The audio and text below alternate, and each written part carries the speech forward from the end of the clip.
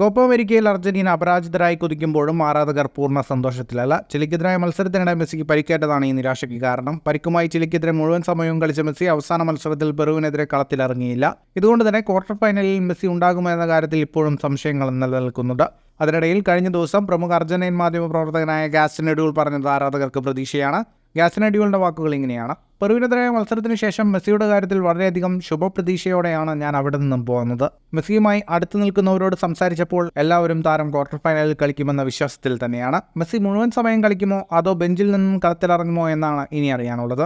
രണ്ടാമത് പറഞ്ഞ കാര്യത്തിനാണ് കൂടുതൽ സാധ്യതയുള്ളത്. ആദ്യ ലെവലിൽ ഇറങ്ങാതെ പകരക്കാരനായി മെസ്സി ഇറങ്ങുമെന്നാണ് ഞാൻ പ്രതീക്ഷിക്കുന്നത്.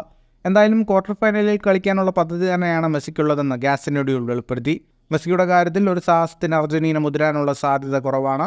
മെസ്സിയില്ലാതെ കഴിഞ്ഞ മത്സരത്തിൽ അർജന്റീന മികച്ച പ്രകടനം നടത്തിയിരുന്നു. മെസ്സിക്ക് വിശ്രമം നൽകിയാൽ സെമി ഫൈനലിൽ നന്നായി ഉപയോഗിക്കാമെന്നിരിക്കെ ക്വാർട്ടർ ഫൈനലിൽ പകരക്കാരനായി ഇറങ്ങാനാണ് സാധ്യത കൂടുതൽ. ഫുട്ബോൾ ലോകത്തെ കൂടുതൽ വാർത്തകൾക്കും വിശേഷങ്ങൾക്കുമായി സ്പോർട്സ് കഫേ ഇപ്പോൾ തന്നെ സബ്സ്ക്രൈബ് ചെയ്യുക.